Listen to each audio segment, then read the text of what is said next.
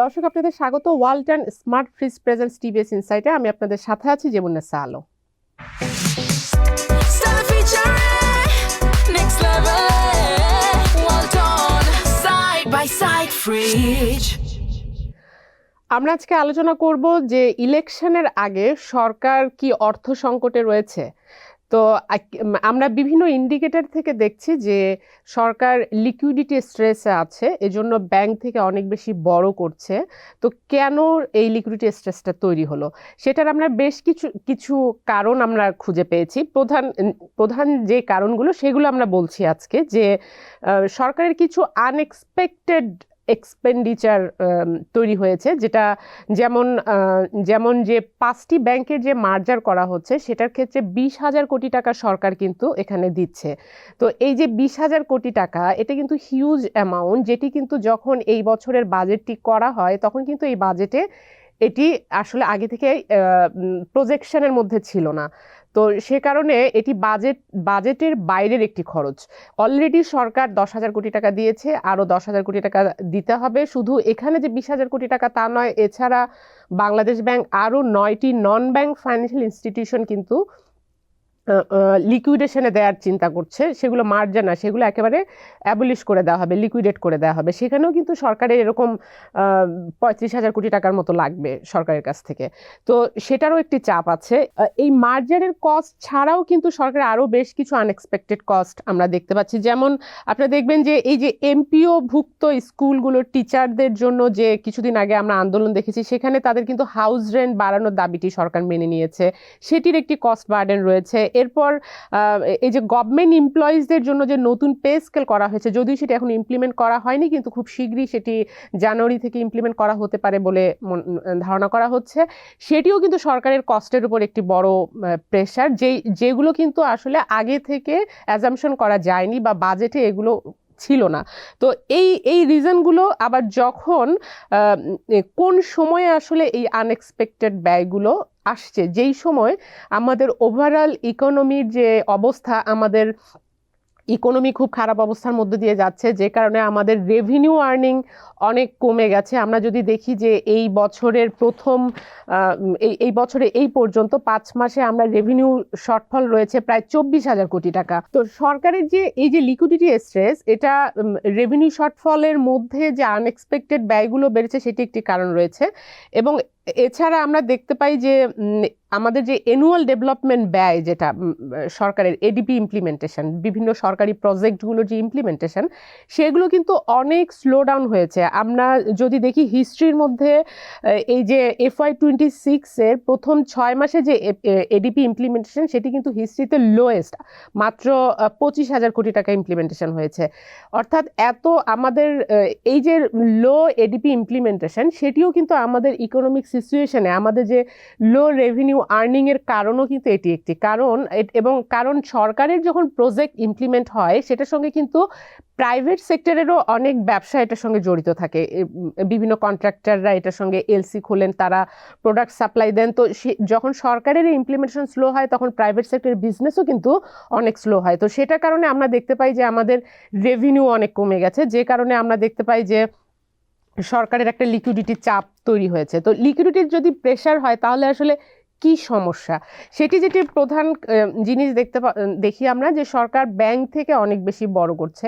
তো ব্যাংক থেকে বড় করলে তাতে কি সমস্যা? ব্যাংকের কি টাকা নেই? আমরা যদি যেহেতু আমাদের প্রাইভেট সেক্টরে এখন বিজনেস খুবই একটা আনসার্টেন অবস্থার মধ্যে আছে, বিজনেস এক্সপানশন নেই, ব্যাংকগুলো হাই ডিফল্ট লোনের মধ্যে রয়েছে, সে কারণে ব্যাংকগুলো কিন্তু প্রাইভেট সেক্টর লেন্ডিংয়ে খুব একটা আগ্রহী না, তারা এখন সেফ সাইডে টাকা রাখতে চাচ্ছে। তো সেই অপরচুনিটিটা কিন্তু সরকার দিচ্ছে। সরকার যখন ব্যাংক থেকে এই যে তার লিকুইডিটি স্ট্রেসের কারণে যখন অনেক বেশি টাকা ধার করছে, ব্যাংকগুলো ইজিলি তাদের টাকা আসলে সরকারের বিল অ্যান্ড বন্ডে ইনভেস্ট করছে, যেটি কিন্তু আসলে নন প্রোডাক্টিভ। এটা কিন্তু আমাদের এমপ্লয়মেন্ট জেনারেশনে কোনো হেল্প করছে না, ইকোনমিক গ্রোথে কোনো কন্ট্রিবিউট করছে না।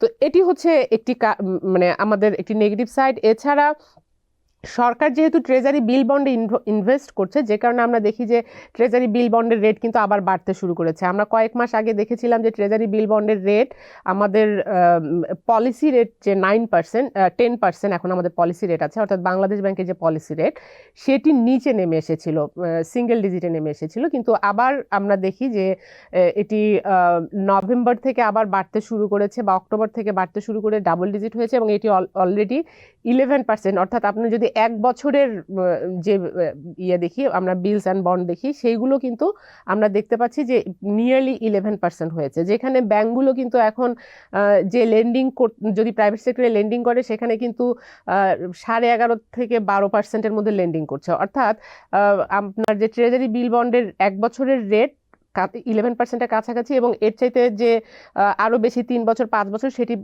12%-এর উপরে। তার মানে তার প্রাইভেট সেক্টরে লেন্ডিং করার চাইতে সরকারকে টাকা দেওয়াটা তার জন্য ইজি ব্যবসায়িক দিক থেকে।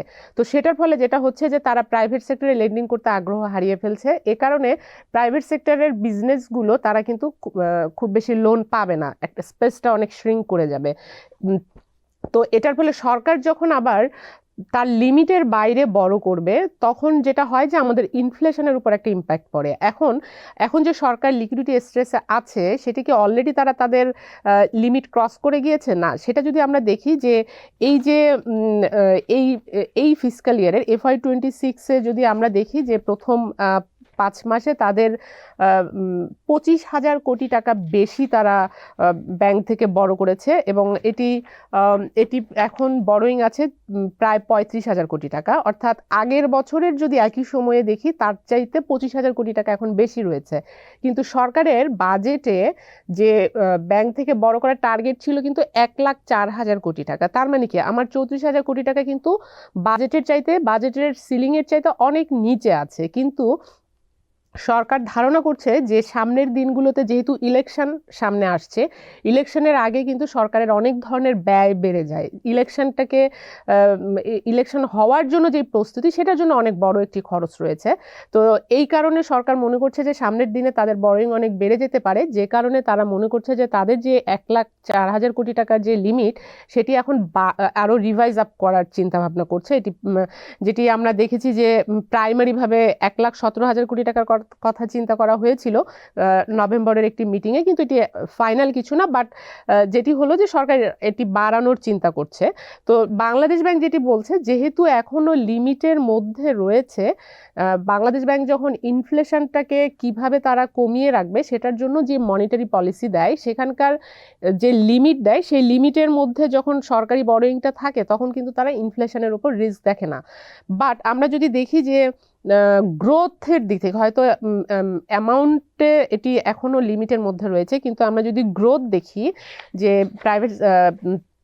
পাবলিক সেক্টরে, অর্থাৎ গভর্নমেন্ট সেক্টরে বরোইংটা কীরকম হয়েছে, সেটি যদি গ্রোথ দেখি, তাহলে আমরা দেখতে পাই যে 24% গ্রোথ হয়েছে সরকারের বরোইংয়ের, মানে অর্থাৎ গভর্নমেন্ট বরোইংয়ের গ্রোথ হয়েছে প্রথম 5 মাসে 24%। যেখানে আমরা যদি দেখি যে টার্গেট ছিল, মনিটারি পলিসির টার্গেট এই ফিসক্যাল ইয়ারের FY26-এর শেষে যে 18% টার্গেট ছিল।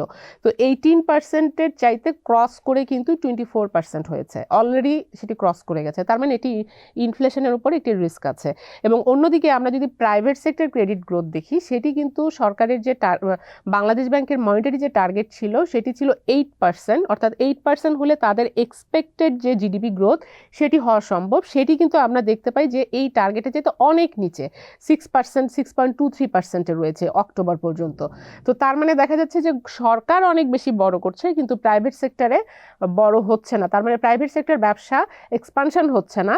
আবার সরকার বড় করে যে প্রজেক্ট ইমপ্লিমেন্ট করছে সেটা কিন্তু নয়, সেটা আসলে বিভিন্ন ধরনের আনএক্সপেক্টেড ব্যয়গুলো আসলে তারা এটা মিটিগেট করার জন্য বড় করছে। এখন এই আনএক্সপেক্টেড ব্যয়গুলো কিন্তু এই সরকার ক্রিয়েট করেছে তা নয়, এগুলো কিন্তু আমাদের লিগ্যাসি। আমরা গত 15 বছরে ব্যাংকিং সেক্টরে যে হিউজ করাপশন হয়েছে, সেই করাপশনের কারণে ব্যাংকগুলো কলাপস করে গেছে। এগুলোকে এখন ক্লিন আপ করার জন্য বাংলাদেশ ব্যাংক যেই ব্যবস্থাগুলো নিচ্ছে, তাতে আসলে সরকারের ব্যয় বাড়ছে। এবং এই যে এমপিওভুক্ত স্কুলের যে হাউস রেন্ট বাড়ানো, তারপর গভর্নমেন্ট এমপ্লয়িদের বেতন বাড়ানো, এইগুলোও কিন্তু অনেকগুলো পেন্ডিং ইস্যু ছিল প্রিভিয়াস রেজিমে, যেগুলো যারা এতদিন ডিমান্ড ক্রিয়েট করতে পারেনি বা সরকারের উপর ডিমান্ড করতে পারেনি, যেহেতু একটা অটোক্রেটিক রেজিমের মধ্যে আমরা ছিলাম, সেই ডিমান্ডগুলো যেহেতু এখন আসছে এই সরকারের উপরে, যে কারণে আসলে তাদের আনএক্সপেক্টেড ব্যয়গুলো বেড়ে যাচ্ছে, যেটা আমাদের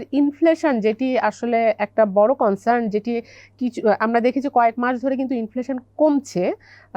সেটি একটি ভালো দিক, যেহেতু বাংলাদেশ ব্যাংকের ইকোনমিক ম্যানেজমেন্টের কারণে আমাদের ইনফ্লেশন কমছে। তো সরকারের বরোয়িং বাড়াটা আসলে ইনফ্লেশনেরই একটা রিস্ক তৈরি করতে পারে। বাট ইলেকশনের আগে এ ধরনের ব্যয় বাড়তে থাকে এবং সেটার জন্য সরকারের যে প্রস্তুতি কতটুকু, সেটা কিন্তু এই সিচুয়েশনগুলো থেকে বোঝা যায়। তো সেখানে আমরা দেখতে পাই যে যেহেতু রেভিনিউ আর্নিং অনেক কমে গেছে, সেই কারণে আসলে সরকারের মধ্যে এক ধরনের অর্থ সংকট আমরা দেখতে পাচ্ছি, যেটি আসলে ব্যাংকের উপর ভর করে সরকার চলছে।